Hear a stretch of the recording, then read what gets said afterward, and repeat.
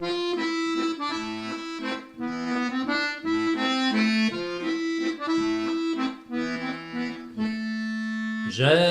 la pluie, c'est une vieille amie, elle fait remonter les odeurs de la terre. J'aime le vin, c'est mon vieux copain, il sait m'enivrer aux moments opportuns. Et quand l'automne me pleure sur la tête, j'aime aller flâner un peu dans le bois pour y rechercher les parfums des fêtes, des nuits d'amour, d'amitié d'autrefois. J'aime la pluie, c'est une vieille amie, elle fait remonter les odeurs de la terre. J'aime le vin, c'est mon vieux copain, il sait m'enivrer aux moments opportuns. Et de retour dans ma petite chaumière, je joue ma valse et je bois du vin. Le vin étant plus joyeux que la bière, c'est du moins ce qu'en disent les anciens. J'aime la pluie, c'est une vieille amie, elle fait remonter les odeurs de la terre. J'aime le vin, c'est mon vieux copain, il sait m'enivrer aux moments opportuns. Les jours de pluie sont des jours de naissance, la Normandie me l'a bien appris. Les jours de pluie sont des jours de jouissance, tant pis pour ceux qui ne l'ont pas compris. J'aime la pluie, c'est une vieille amie, elle fait remonter les odeurs de la terre. J'aime le vin, c'est mon vieux copain, il sait m'enivrer aux moments opportuns.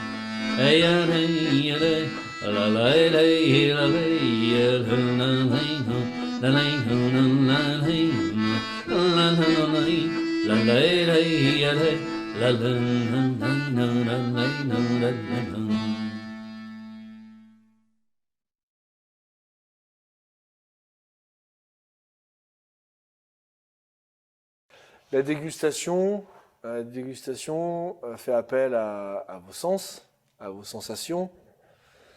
Et entre sensation et sensibilité, c'est quelque chose d'assez proche. Donc effectivement, il y a un état de forme, entre guillemets, à avoir pour avoir une bonne sensation. C'est-à-dire que, on va dire qu'on va avoir des moments où les chakras seront ouverts, on va recevoir beaucoup plus de choses, et des moments où ils seront fermés, où on sera beaucoup plus hermétique. Donc de toute manière, un vin qui nous fait vraiment plaisir, qui nous éclate, entre guillemets, c'est aussi un vin qu'on a bu dans des conditions particulières. C'est-à-dire que souvent, on prend un exemple, il vaut mieux boire un Beaujolais avec des copains plutôt qu'une Romanée Conti avec des cons.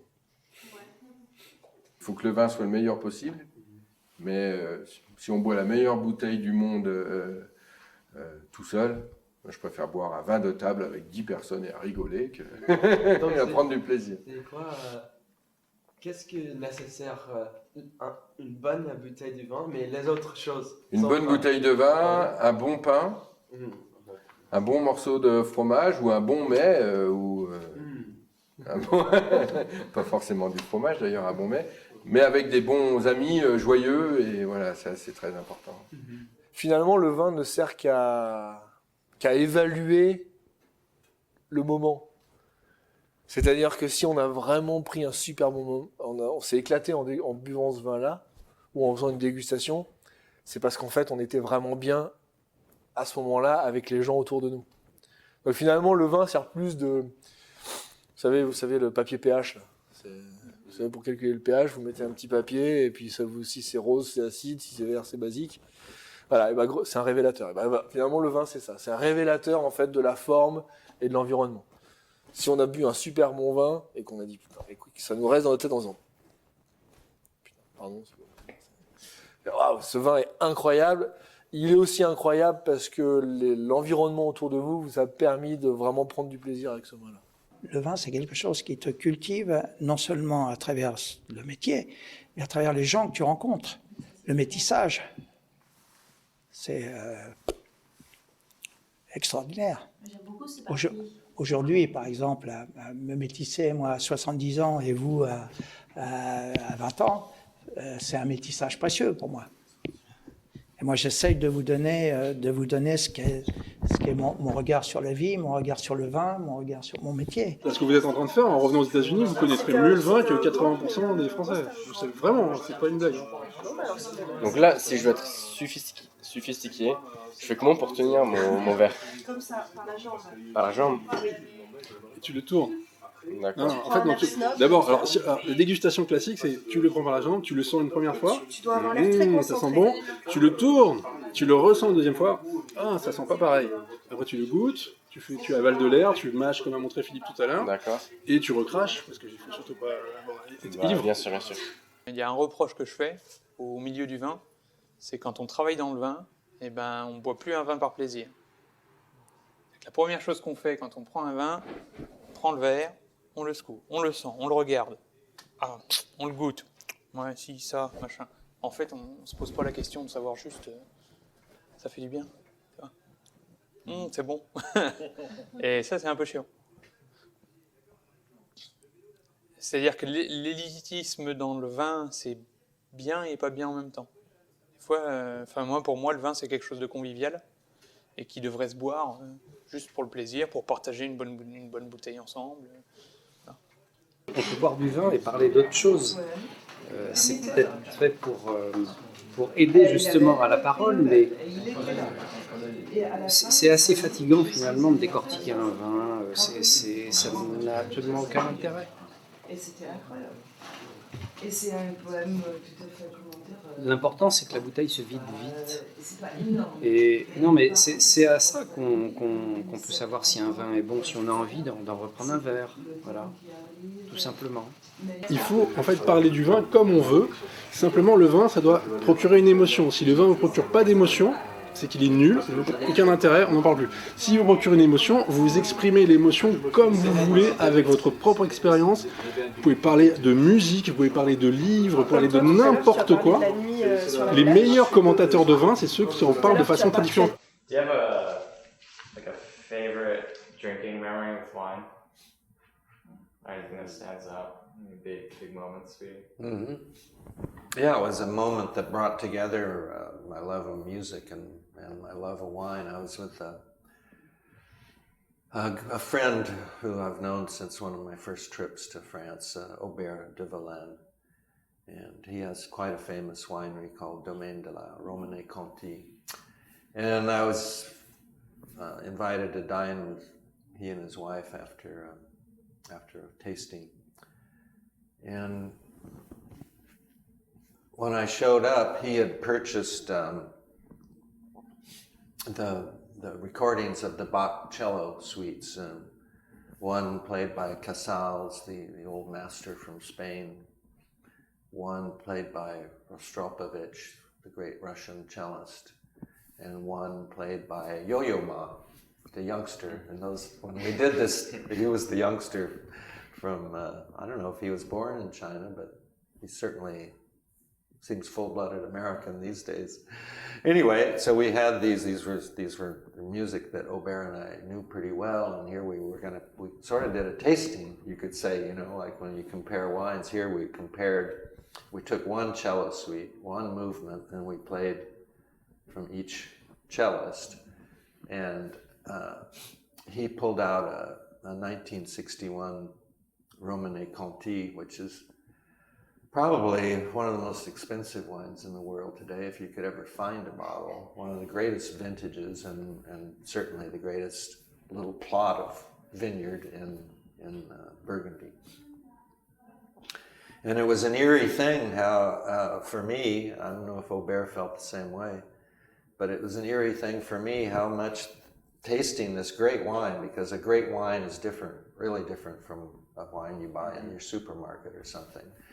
And how the cello, the solo cello, was like a serpentine, sort of the way it moves through this first movement of, I forget which suite it was. And the wine seemed to do the same thing I would taste it, and the taste seemed the same way. It would change constantly in my mouth, and every time I'd take the nose, it seemed to have varied a bit, and it was really, to me, quite interesting. Maybe it wouldn't strike somebody else that way, but that doesn't matter because it did strike me that way, and it was a real treat. It was a real treat.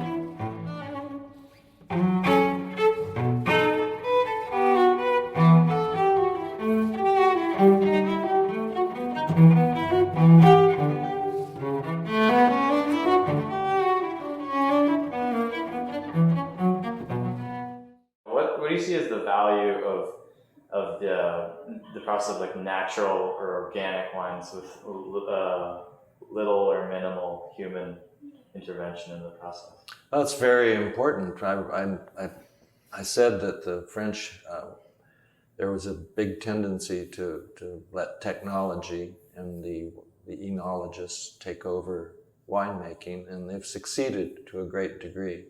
À l'heure actuelle, comme on voit que toute cette gestion du sol, on a abandonné beaucoup la gestion du sol, la gestion des terrains, parce que l'œnologie est devenue, avec les moyens qu'on a, l'œnologie peut pallier à pas mal de choses, et on a de plus en plus de problèmes, par exemple, de sous-sol remplis d'eau dans certains vignobles bordelais, parce qu'on a complètement oublié cette gestion des anciens qui avaient, en faisant ce travail d'élimination d'eau, avaient fait en fait un grand terroir. C'est-à-dire qu'on est rentré dans ce que le directeur de l'INAO à Paris m'avait expliqué, c'était l'énologie de substitution.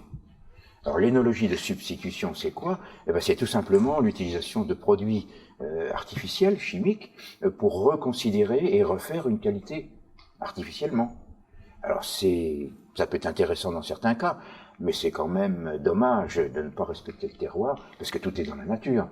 Bon, ben, il faut bien comprendre la nature, et puis tout se passera bien. À partir de là, cette énologie de substitution vous permet de faire tout et n'importe quoi en matière de vinification. On prend un chardonnay, je vous en fais un Riesling.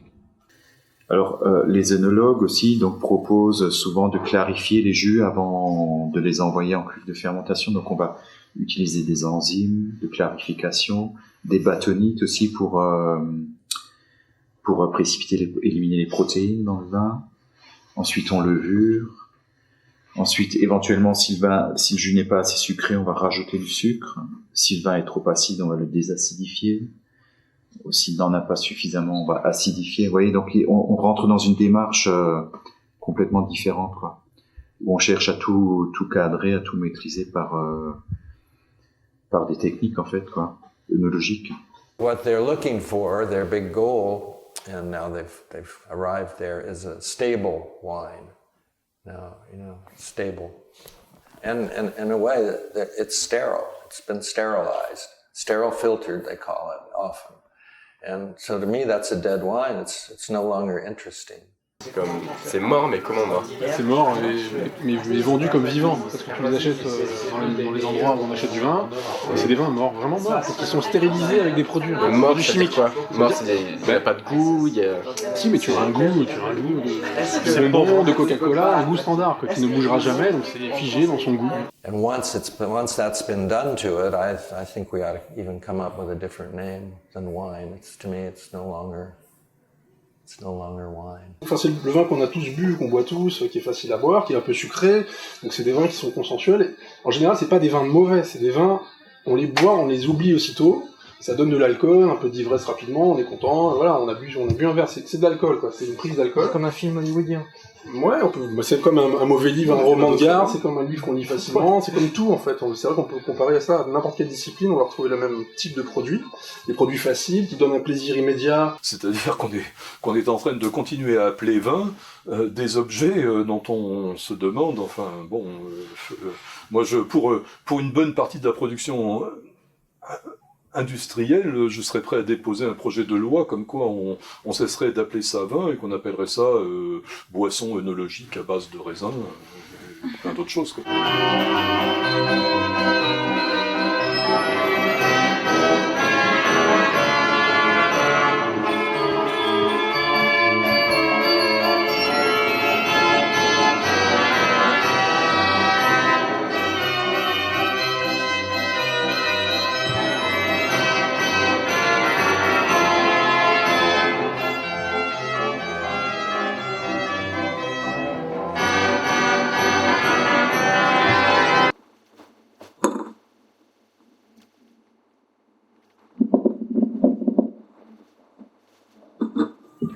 Alors, vous savez un peu comment c'est vinifié, c'est ça? Comment c'est fait, quoi? Ils travaillent avec beaucoup de pesticides, on sait si c'est en bio, si c'est pas en bio. Ah non, c'est pas en bio. C'est pas en bio. C'est le plus gros, on est au sein de la région. On est présent dans plus de 120 pays. Donc ça marche bien. Ah ouais. Oui, après c'est vraiment... Lui il fait déjà toutes les appellations du Beaujolais. Et puis après on a également les crus du Mâconnais en blanc. On est vraiment à côté. Et puis il fait même un peu de vin de Vallée du Rhône. Beaucoup plus petite quantité, mais c'est vraiment... Oh my God.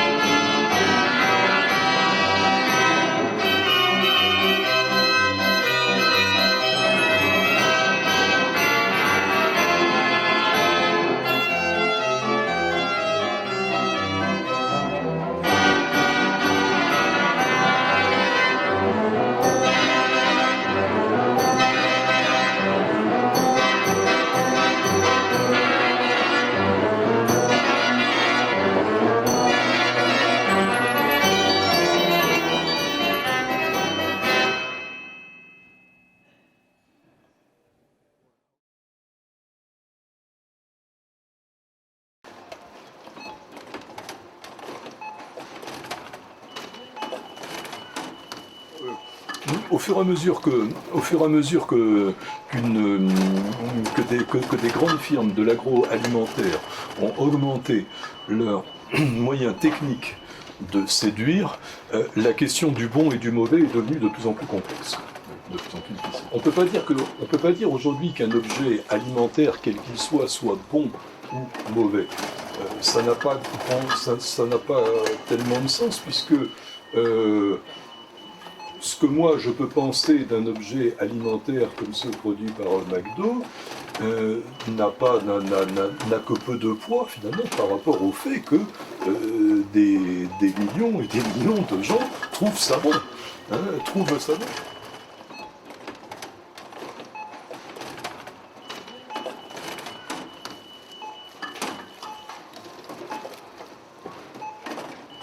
Je trouve que les agriculteurs, que ce soit, je dirais, ceux qui sont, enfin globalement, les agriculteurs en France, se font un peu, allez, je vais être un peu cru dans mon propos, se font couillonner par l'ensemble de ces nouvelles technologies. Alors c'est bien, on met ces nouvelles technologies dans les tracteurs, avec tout ce qu'on veut, les ordinateurs, en relation avec les satellites, on va pratiquement peser le nombre de grains d'engrais qu'on va mettre, enfin... oui, bon, très bien, mais ça devient n'importe quoi. Qui va tenir le manche de pioche, quoi? Ça se fera pas tout seul. On va peut-être reposer un peu les pieds sur terre une fois de temps en temps et ne pas faire de l'agriculture que dans les bureaux, quoi. Revolutionary chemical killers are being produced to help rid us of these costly pests. For years, Dow research technicians, leaders in agricultural chemical developments, have experimented with organic herbicides to control weeds or kill them outright, to kill them inexpensively without harm to the crops they infest or to the soil. Spray pressure can be low, just enough to give uniform coverage. This work can be done satisfactorily without the help of the dog.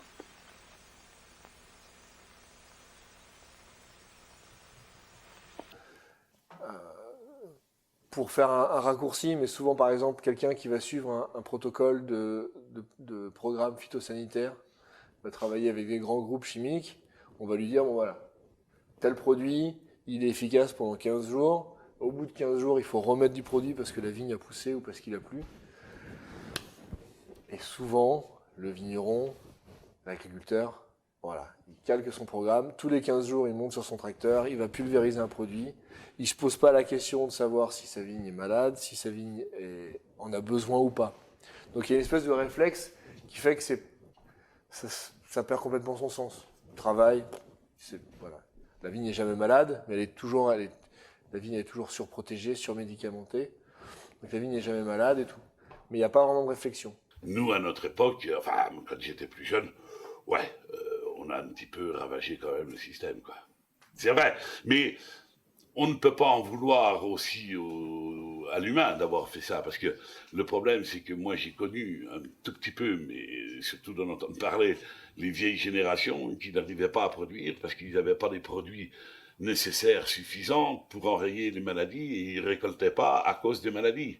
Et du jour au lendemain, M. Péchinet ou M. Bayer est arrivé, et il a amené les sacs, et il a dit, bah, allez-y, essayez.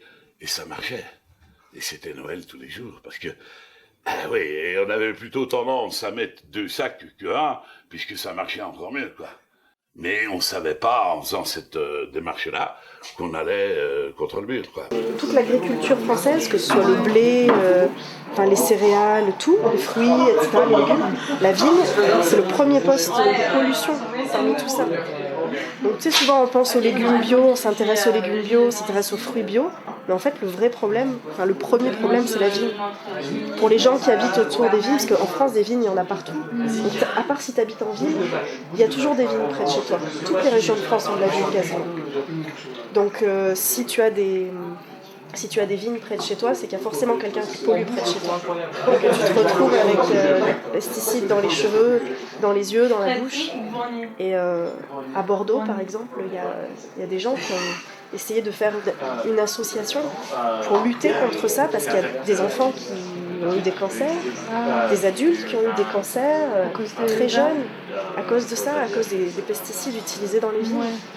Et c'est super dur, il y a des lobbies très forts de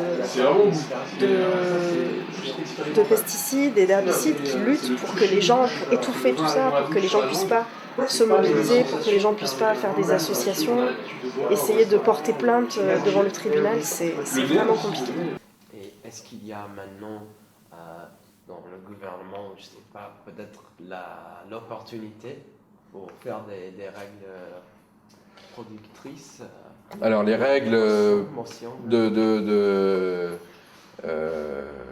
d'utilisation, parce qu'on parle de ça, d'utilisation de produits chimiques, n'existaient pas auparavant. Il y a eu des excès.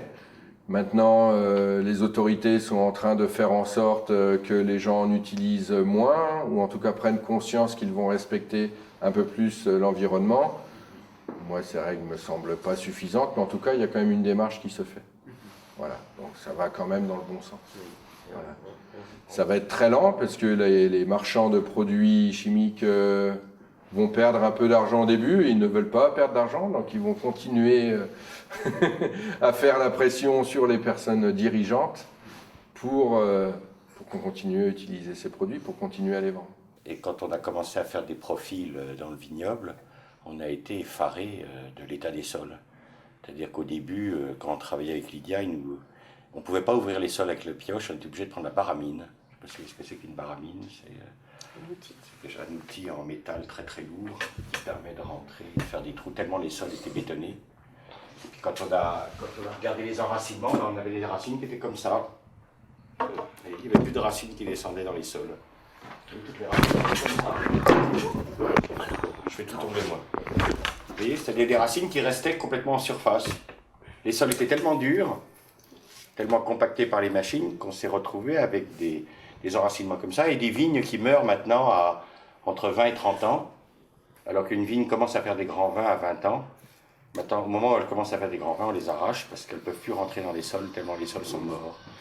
Donc c'est comme ça qu'on a démarré avec Lydia, en fait. Parce que normalement, quand on plante un pied de vigne, on doit avoir, c'est des plantes pérennes et on parle du pivot. Normalement, on doit avoir des racines profondes. Et quand le sol est trop compacté, ben, on a un phénomène qui n'existe pas. Normalement, vous voyez, la racine, elle va remonter plutôt que de plonger. Mais en fait, elle remonte à la surface, près de la surface, pour prendre de l'oxygène. Et on dénonce aussi beaucoup, ça c'est de la vigne. On voit bien le mouvement qu'elle a fait, vous voyez. Elle est remontée vers la surface parce qu'elle n'avait plus d'oxygène. Et là, ça commence à diminuer, mais il y avait beaucoup de vignerons qui plantaient en pot. C'est-à-dire pour pouvoir planter le plus tard possible et avoir l'impression que ça allait plus vite. En fait, le plant était dans des pots où il y avait de la tourbe et du compost. Et le phénomène, il y en a un autre ici. Et bien, comme c'est très productif et que c'est souple dans le pot, ben, vous voyez, les racines, elles ne sont pas folles, elles tournent, elles se mettent en chignon, à plat, et elles ont beaucoup de mal après à descendre. Donc en fait, c'est des pieds là qui ont été arrachés, vous voyez, qui sont jeunes et qui sont déjà morts. Et ça, c'est de la plante en pot. Ça fait carrément. Et là, on peut pas parler on peut pas parler de complexité du vin puisque la complexité se fait dans la profondeur. Les vignerons d'alors ne vendaient pas leur vin aussi vite que maintenant.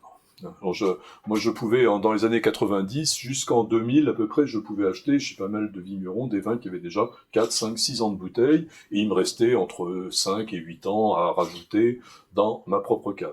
Alors que maintenant, les mêmes vins, qui sont généralement plus chers, on les achète juste après la mise en bouteille. Là, maintenant, en Bourgogne, un peu partout, les gens arrachent la vigne à 25 ans parce qu'elle meurt. Ils ne l'arrachent pas pour le plaisir d'arracher, ils l'arrachent parce qu'elle est malade ou parce qu'elle meurt. Parce qu'en fait, elle n'est pas assez bien enracinée. Quand j'ai parlé de l'industrie, quand j'ai écrit sur le thème de l'industrialisation des produits de la vigne au siècle dernier, j'avais deux choses en tête. La chimie en viticulture et en œnologie, et la dénonciation de ces procédés-là, et aussi l'accélération du processus de production-consommation.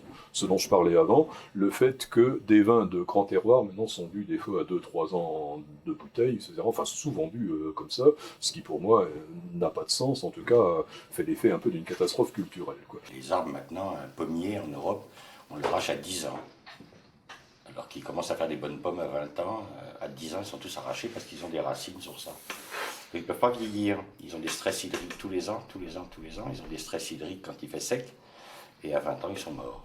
Là, on a bien un phénomène d'époque. C'est même la catégorie philosophique et humaine du temps qui est attaquée sous tous ses aspects dans notre vie sociale actuelle, et qui fait que le temps se ramène à une succession d'instants, et seul ne compte que l'instant et l'envie que l'on a dans cet instant-là. Ben, le vin, qui est un produit dans lequel non seulement l'espace du terroir joue un grand rôle, mais le temps joue également a joué un rôle très grand dans son élaboration, ce facteur temps est en train est gravement endommagé aujourd'hui.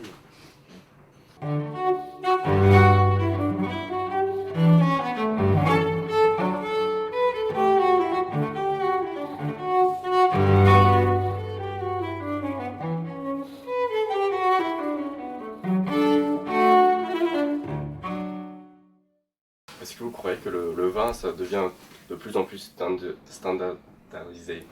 Alors, c'est la tendance générale, oui, mais entre le moment où j'ai débuté en 84 et aujourd'hui, la situation a quand même passablement changé. Par certains côtés, elle s'est beaucoup améliorée, par d'autres côtés, elle s'est aggravée. une vraie résistance s'est quand même constituée dans ce domaine-là. Alors sur l'Alsace, c'est très spectaculaire. Sur l'Alsace, c'est très spectaculaire parce que là, en l'espace de quelques années, on a maintenant une génération de jeunes vignerons, ou alors des gens un peu plus âgés comme Jean-Pierre Rich, qui n'ont pas toujours travaillé comme ça, mais qui ont opéré un virage salutaire ces 10 dernières années. Donc là, ce sont des vins qui sont élaborés de manière complètement naturelle, avec la levure de terroir. Il n'y a aucun rajout de sucre ou d'acidité, ni de soufre d'ailleurs. Hein. C'est un vin qui s'est stabilisé naturellement et qui est stable, que je vais pouvoir mettre en bouteille tel qu'il est. Et qui va se garder aussi, qui va se garder dans le temps, quoi.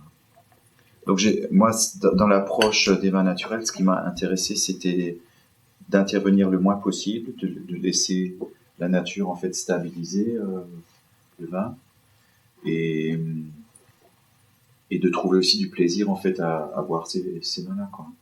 Donc là, vous faites seulement des vins bio. Vous faites seulement des vins bio. Oui, non, je fais des vins. Je fais du vin. Est-ce que vous voyez que le vin bio, ça réussisse comme le vin chimique, le vin... Non, je l'ai dit, je pense que de toute manière, que ça soit, il existe de très bons vins qui sont pas bio, mais globalement, tous les meilleurs vins que vous buvez sont effectivement des vins qui sont faits avec une réflexion d'agriculture biologique. Donc, oui, et puis au-delà même du plaisir du goût, il y a une notion globale des choses. Aujourd'hui, on est tellement au courant de tellement de choses, on peut pas juste dire que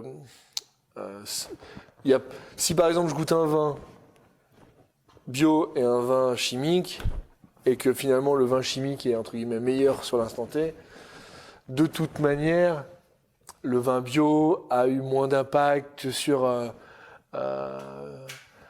l'environnement, sur les gens qui ont travaillé. Souvent, les coûts de production de l'agriculture biologique sont plus élevés. Donc les vins sont un peu plus chers, mais c'est souvent un peu plus cher parce que souvent il y a plus de salariés. Donc s'il y a plus de salariés, c'est-à-dire qu'il y a plus de gens qui travaillent.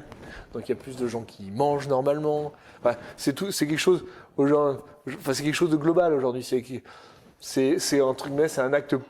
C'est une forme d'acte politique. La Terre, c'est un être vivant. Donc, en tant qu'être vivant, elle subit les choses. C'est pas juste un support sur lequel on marche, c'est pas juste un support de culture. La Terre, elle vit, et donc on doit la respecter, on doit la soigner. Donc moi, j'ai fait ce pont à la fois entre l'agriculture, l'écologie, et cette notion globale de ce qu'est un humain dans une ville, dans une famille, dans une ville, dans une société, sur une planète, et en lien potentiellement aussi avec le reste du cosmos. Parce que tout ça, c'est en résonance. Et la biodynamie, c'est ce qu'elle dit. Alors on résume souvent la biodynamie, c'est des gens qui regardent la Lune et tout ça. C'est faux, parce que c'est pas la Lune qu'on regarde. Mais le cosmos, il est potentiellement vivant autour de nous. Il y a des choses qui vivent et qui rayonnent tout autour de nous. Pour moi, c'est juste une façon de voir l'agriculture comme quelque chose de global. C'est pas juste limité à une production, c'est de se dire, on est dans un contexte d'une planète et d'un cosmos. Je crois que c'est pas quelque chose qui peut s'isoler complètement du reste de l'existence d'un individu, c'est-à-dire où dans notre existence on décide, ou en tout cas on parvient à être ouvert à ce qui relève de l'insolite, de l'indéterminé, de l'imprévu, de ce qui parfois n'est pas confortable, ou n'est pas agréable, immédiatement plaisant comme ça, mais qui peut être enrichissant à terme. Je crois que c'est un rapport au monde global. Disons, le plaisir provoqué par un vin libre et naturel, il s'inscrit dans un rapport au monde global qui laisse place à ce genre d'expérience. Sinon, si c'est qu'un gadget un gadget bio dans un monde entièrement conditionné par ailleurs, bon, je crois que de toute façon, dans ce cas-là, à terme, ça disparaîtra ou ça se pervertira sous une forme ou sous une autre.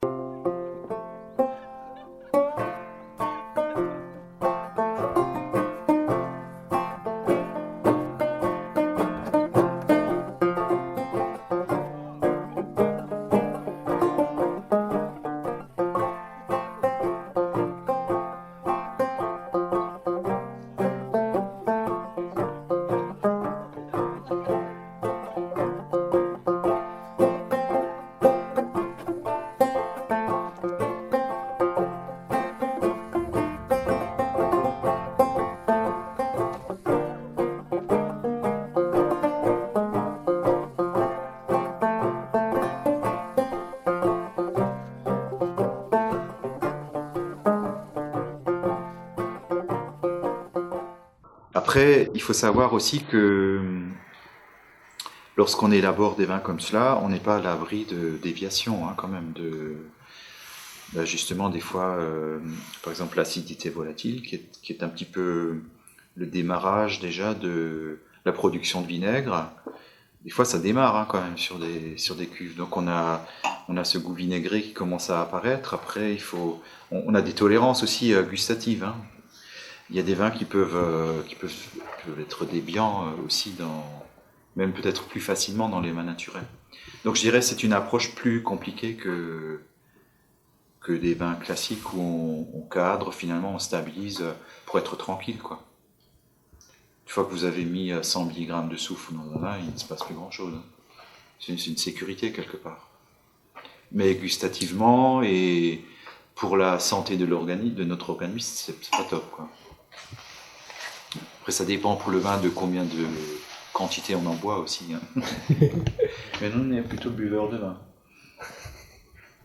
Est-ce que vous trouvez que le soufre change le goût du vin? Moi, je considère que le soufre est important. Je trouve que c'est effectivement... le soufre est important parce qu'il permet de maintenir et de stabiliser un vin. Le soufre a une capacité antiseptique, donc éviter le développement d'organismes, de bactéries, de levures qui vont amener des déviations au vin. Ça a un caractère antioxydant, c'est-à-dire ça va donner au vin la capacité de vieillir et d'être bu après 10 ans, 15 ans, 20 ans. Après, effectivement, c'est quelque chose d'assez marquant, c'est-à-dire qu'effectivement, si on met trop de soufre, les vins ne deviennent pas bons. Donc c'est quelque chose qu'il faut travailler avec beaucoup de finesse et de délicatesse.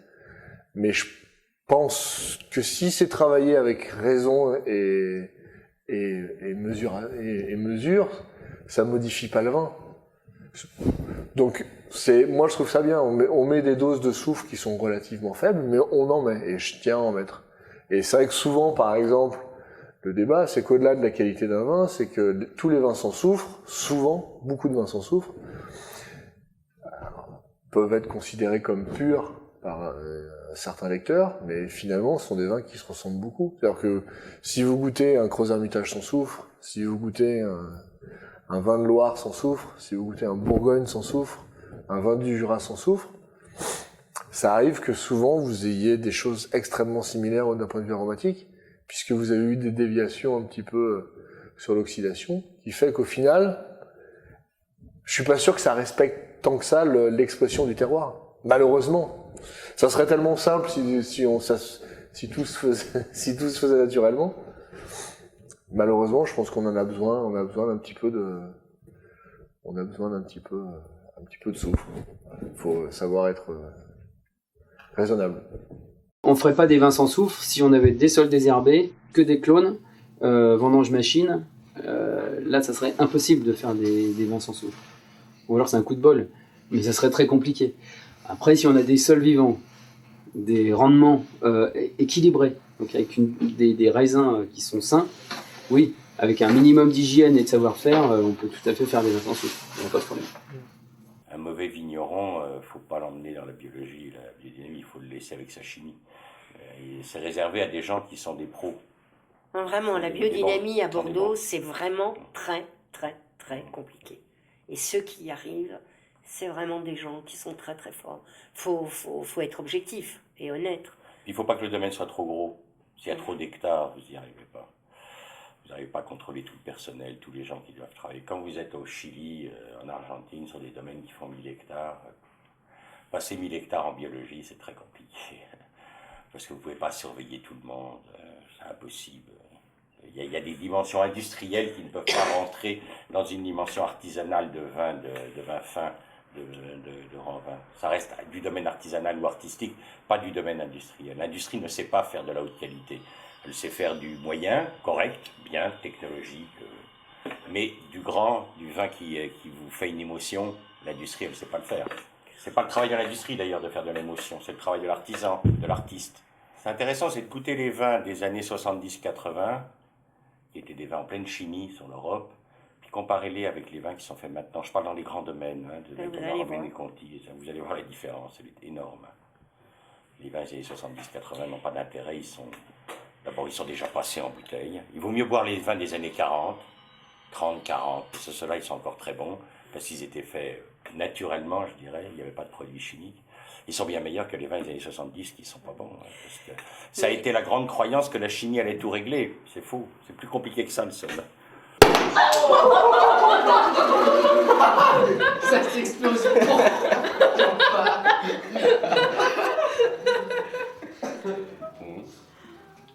Il faut enlever le blanc, le vin.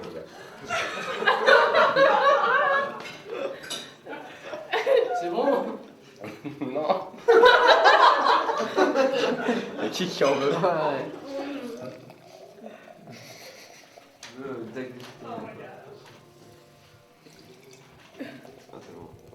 It tastes fine. Yeah, it tastes just fine to me. It tastes like non-alcoholic shit. Really? Just like there's no alcohol in it. 10.5%. That's not bad. It tastes just fine to me, yeah. I like it. I mean, there's like less dimensions of flavor, but it So, still like, tastes like a all the things champagne. they've been saying, it's just yeah. it's just bullshit. Yeah. They're just trying to cheat me out of my €188. Yeah. It's just to get you to pay more money for the bottle. I don't know, it's pretty I like it. I prefer it to some of the Something. wines we've tasted so far. Like some of the funkier ones.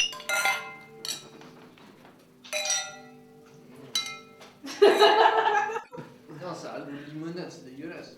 Ouais, c'est ça. C'est le vin que t'avais avant. C'est pas le champagne. Ouais. On dirait de la limonade, industrielle. Ça me rappelle la limonade que je bois, parce que c'est moins bon que la limonade. Ouais, c'est moins bon que la limonade, mais tous les vins pour moi, c'est moins bon. Moi, j'aime la limonade. Non, mais tu peux pas en boire 2 verres, quoi. Bah, tu sais jamais, on a une. Moi, je peux voir ça. Attends. Ça te coûtera. Moins de 1 euro. 1 euro. 1 euro. Ouais, mais là. C'est pas super bon. Non. Deux verres, on va voir. Oh non! Est-ce qu'il y a du progrès dans le vin? Oui, est-ce qu'il y a du progrès dans le vin hegelien? Progrès. Comme dialectique. Est-ce qu'il y aura peut-être un jour le meilleur vin? Est-ce que c'est une mauvaise idée? Une idée L'idée du meilleur vin possible est une mauvaise idée, je crois, parce qu'elle va complètement à l'encontre de la liberté sensorielle dont je parlais avant. Je crois que là, comme je l'ai dit avant, l'idée de la liberté, enfin disons, la limite à cette liberté sensorielle, c'est qu'il n'y ait pas de mauvais vin, au sens, je dis mauvais au sens où tout le monde est d'accord pour le trouver mauvais, quoi, parce qu'il y a certains vins où il n'y a pas débat, hein, on l'écarte. Mais autrement, l'idée du meilleur vin possible, non, ça c'est plutôt l'idée œnologique, industrielle, de la performance, l'idée de la performance qui débouche très vite sur l'idée de la sensation forte, la sensation la plus simple, la plus facile à percevoir, celle qui en met plein la vue, plein le nez, plein la bouche, etc. S'il y a une différence année d'année, oui. Pourquoi n'étudies pas le sol d'une année que tu trouves est exceptionnelle et le repère avec des minéraux qui est naturel pour... Oui, je crois avoir compris, oui. Si on a des paramètres, on a une super bonne année, pourquoi ne pas ajouter carrément dans le vin, c'est ça? Ou ouais, pourquoi ne pas ajouter dans le vin des éléments, même naturels, pour donner cela? C'est parce que c'est d'autres facteurs. Comment? C'est un facteur comme le soleil, on ne comprend pas. Je ne comprends pas maintenant. Ouais, s'il y a des chimies particuliers, chaque année, s'il y avait un vin qui était super bon une année... ouais, pourquoi ne pas dire je veux refaire? Quelque chose, un minéral particulier dans le sol. Ouais, où on peut influer sur le vin pour le rendre comme ça. Mais justement, ce qui est intéressant, c'est de ne pas de laisser faire comme ça la nature, parce que ce qui peut nous paraître à un moment donné une année avec un peu moins de caractéristiques, moins de richesse dans les vins, on va peut-être les aimer un peu moins. Et ben parfois, après 5 ans, 6 ans, 7 ans, c'est ces vins-là qui deviennent meilleurs que ceux qu'on avait préférés au début. Tu vois, et puis l'idée à la base, c'est quand même de laisser faire la nature et nous juste d'accompagner les choses, de ne pas faire un produit industriel, enfin industriel ou pas d'ailleurs, mais formaté, standardisé, tu vois. Moi, je sais que j'ai des vins ici qui au cours de leur évolution m'ont beaucoup inquiété. Et je me suis demandé à certains moments, quand ils étaient dans la phase que je décrivais tout à l'heure, hein, cette phase de fermeture. Je me demandais des fois, est-ce que j'ai bien fait d'acheter ça? Est-ce que ça peut devenir bon, ce truc-là? Est-ce que ça peut... Et pour finir, ce sont ces vins-là qui, quand ils s'épanouissent, m'ont toujours paru les plus intéressants. Pourquoi est-ce qu'ils m'ont inquiété? Parce que ce sont des vins qui ont plein de micro-défauts. Ce sont des vins qui sont associés, ils n'ont pas que ça, hein, parce que sinon, ils sont associés à une riche matière première. Ce sont généralement des vins issus de grands terroirs, mais ils ont plein de micro-défauts, lesquels, dans la période de fermeture que j'évoquais avant, ce sont ces micro-défauts, ils ressortent pas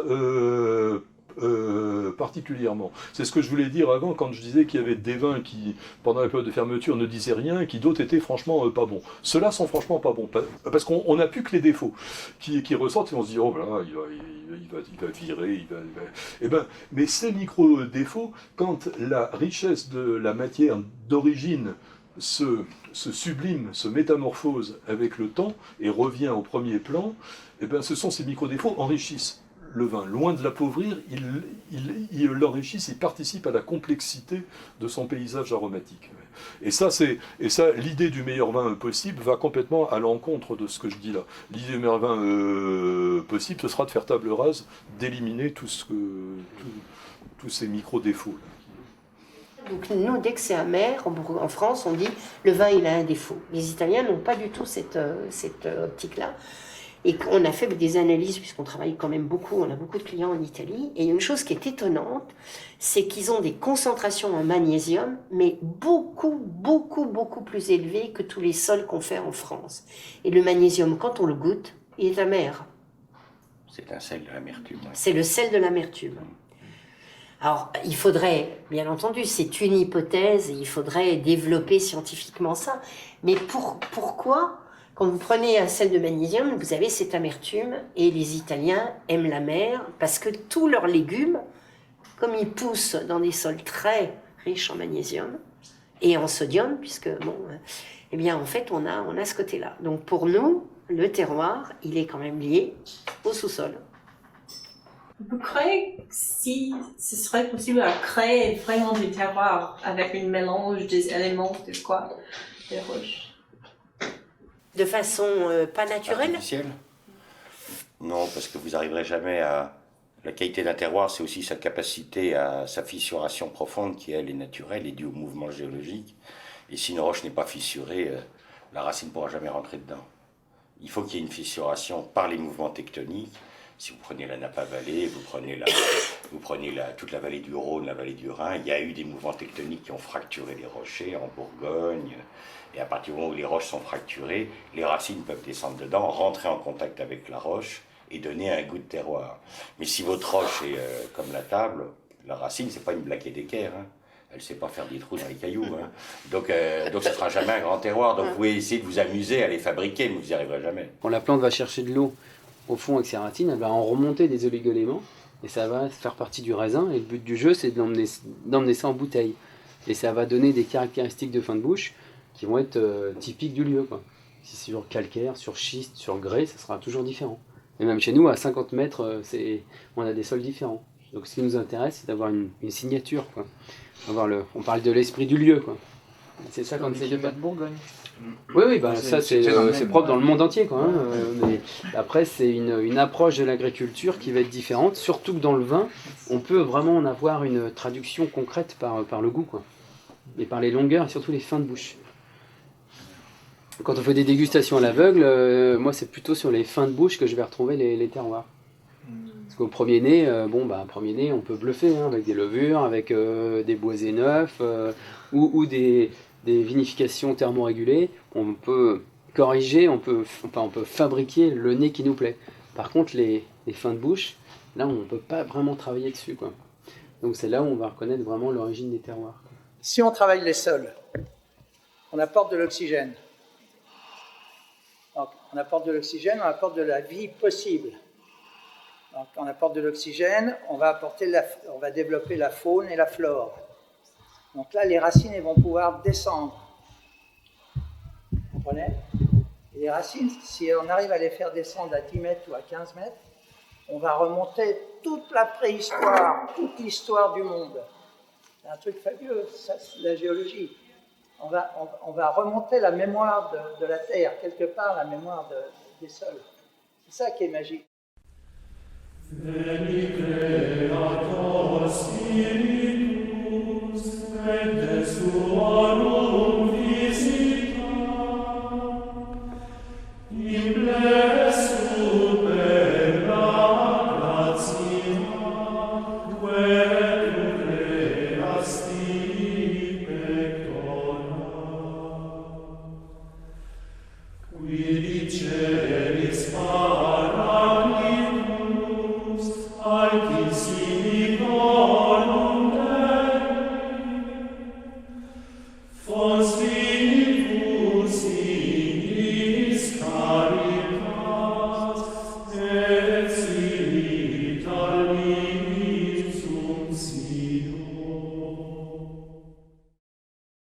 Il faut savoir que les moines de Cluny, les moines de l'abbaye de Cîteaux, ils faisaient évoluer leur cépage en permanence, quoi, avec des pollens. Ils étaient tout le temps en train d'avancer, tout le temps en train de créer des variétés. C'est pour ça qu'il y a autant en gamay, par exemple, il y a plus de 200 sortes de gamay. En pinot, il y en a beaucoup, je ne sais pas combien exactement. Mais ce qui fait que avant le clonage, on va dire même avant-guerre, chaque village avait un peu sa propre variété, adaptée à son lieu, à son hygrométrie, à son climat, à sa géologie. Nous, ce qui s'est passé, c'est qu'il n'y avait aucune pression économique il y a 500 ans pour faire du vin. Pas besoin de rendement et des choses comme ça. Donc il y avait des paysans qui étaient là, qui avaient un bout de terre, qui avaient planté une vigne. Et puis donc il y avait des petites mutations infimes, mais qui faisaient que telle vigne, elle faisait des meilleurs raisins, ou que les raisins étaient plus sucrés, donc meilleurs.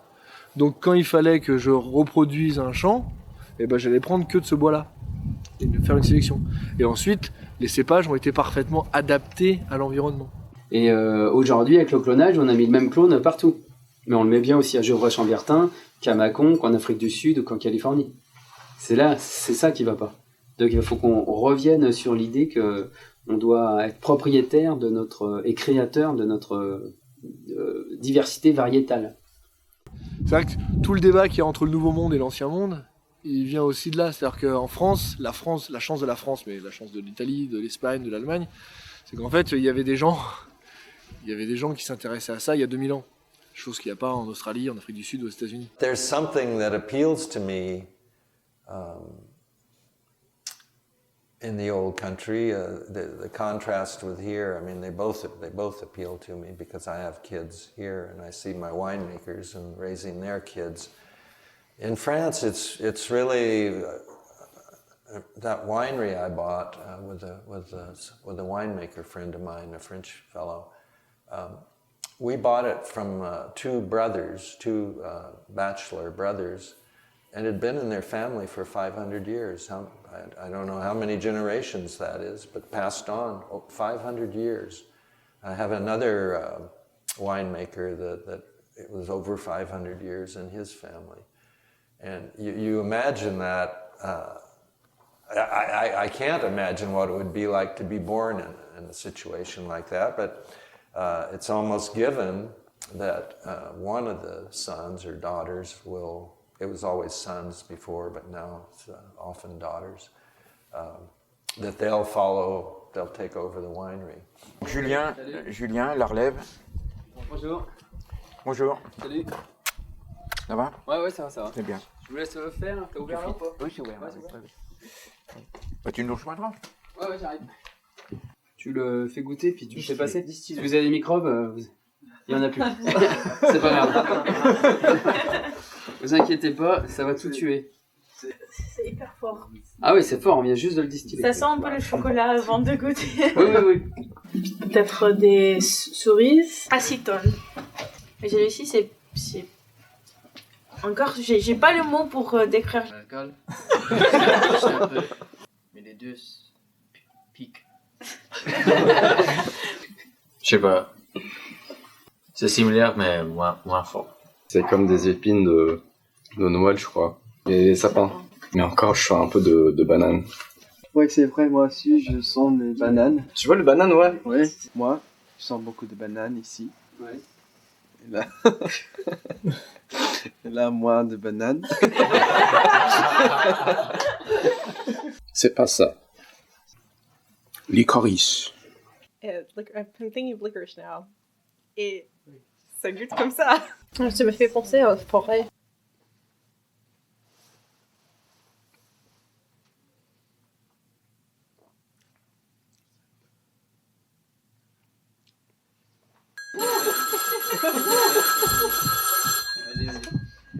Je vais vous l'appeler. Une seconde. Vous pensez qu'il avait senti qu'il avait un choix d'entrer dans le monde du vin ou quelque part d'autre? Oui, il avait le choix. Ouais. Il est venu naturellement. Parce qu'après 19 générations, Oui, c'est vrai qu'il y a un petit peu un sentiment d'obligation quelque part, mais non, je pense que c'est vraiment venu naturellement. Moi, je ne l'aurais jamais empêché de faire autre chose. Hein. C'est pas une obligation comme ça. Ouais. J'aimerais bien une obligation comme ça. Ouais. C'est lui qui a rénové toutes les caves, qui a mis en place toutes les... Moi, j'avais des barriques déjà, mais j'en avais pas... Qui a mis en place toutes les barriques, etc. C'est lui qui a apporté énormément de renouveau aussi. Je suis très fier de ça.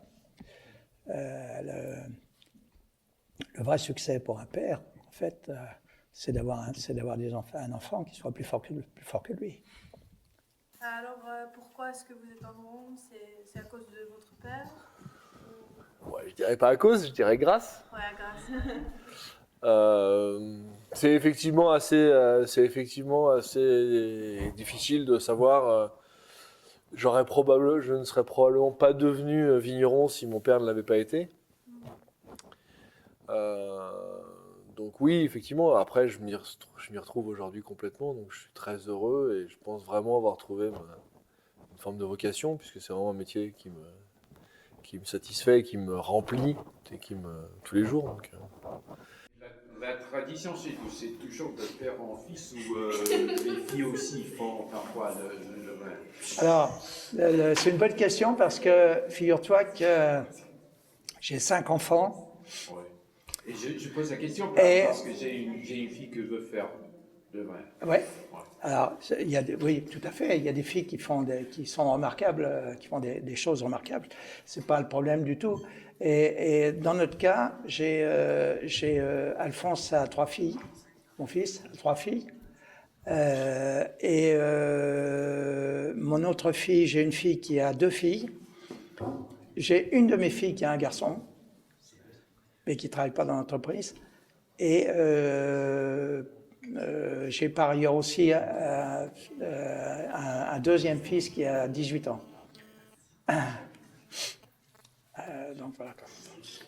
Donc j'ai beaucoup de filles. Donc il y a une des filles qui s'appelle Alphonsine. Et c'est elle qui veut faire le vin. On verra. Elle vient de naître. Elle a 6 mois. Lui, elle a 6 mois. Elle est née au mois de septembre. in this country, like with my kids, I didn't aim them in any direction. Something appealed to me about that. For instance, to be born on a piece of property and be nourished by what you grow on it, and then pass that on to the next generation. There's something appealing about that, but here in this country, we don't think that way. We don't see many Kermit the Third or Kermit the Fourth. Est-ce que tu te rappelles de la première vin que tu as fait? Alors, est-ce que je me rappelle le premier vin que j'ai fait? Ça, c'est une bonne question, mais je ne suis pas sûr de m'en rappeler. Pourquoi? Parce que, en fait, j'ai commencé à faire du vin avec mon père et ça s'est fait comme ça progressivement. Et il n'y a pas eu vraiment un moment où mon père a arrêté de faire du vin et où moi j'ai repris, j'ai dit « Ah, c'est mon premier vin ». Il y a eu officiellement les premières années, mais on travaillait avec mon père, on discutait, on a toujours discuté, toujours échangé. Mon père est toujours vivant, il va avoir 80 ans cette année. Et bon, maintenant il ne participe plus trop aux travaux, mais ça s'est fait vraiment progressivement. So my son, who, by the way, works here now, he's 23, but he didn't show any interest in wine until he was about 18 or 19, went away to Cornell, and got interested because he worked for my office in France during the summer. And there he was able to get out and meet the winemakers and sort of, he caught the bug, he caught the wine bug. But it never occurred to me to aim him in that direction. I was completely, for both son and daughter, very American, you know. You're free. Be who you want to be.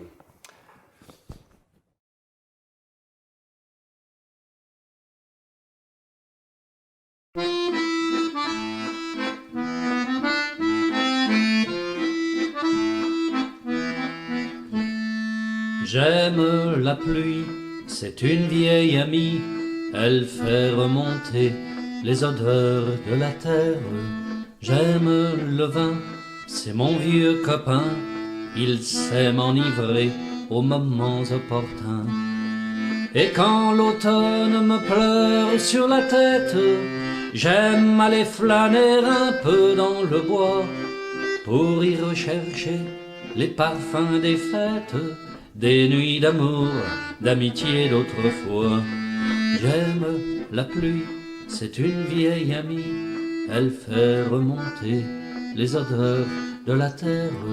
J'aime le vin, c'est mon vieux copain, il sait m'enivrer aux moments opportuns.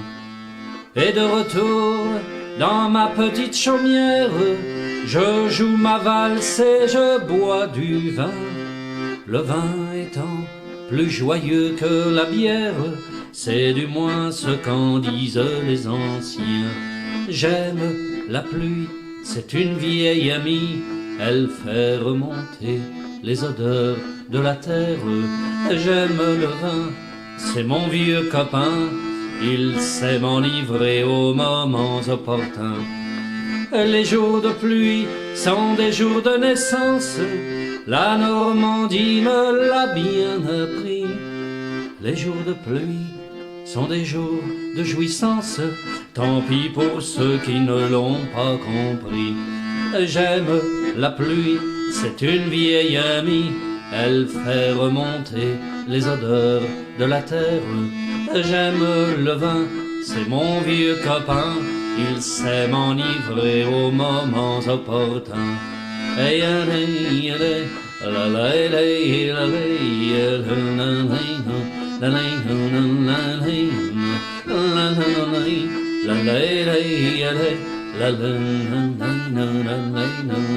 la